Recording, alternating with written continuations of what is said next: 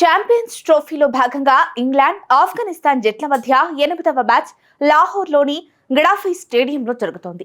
ఈ మ్యాచ్లో టాస్ గెలిచిన ఆఫ్ఘాన్ జట్టు మొదట బ్యాటింగ్ ఎంచుకుంది. కాగా ఇరు జట్లు తమ మొదటి మ్యాచ్లో ఓడిపోయారు.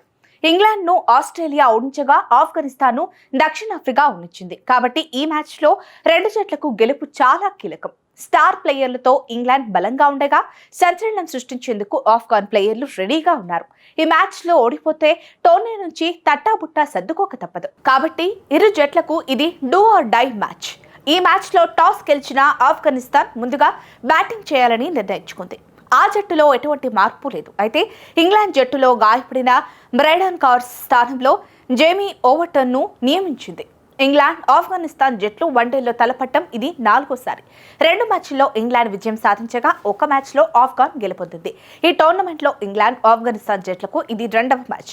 ఈ టోర్నమెంట్ను రెండు జట్లు పరాజయాలతో ప్రారంభించాయి. కాబట్టి ఈ టోర్నమెంట్లో ముందుకు వెళ్లాలంటే ఈ మ్యాచ్లో గెలవడం ఇరు జట్లకు తప్పనిసరి.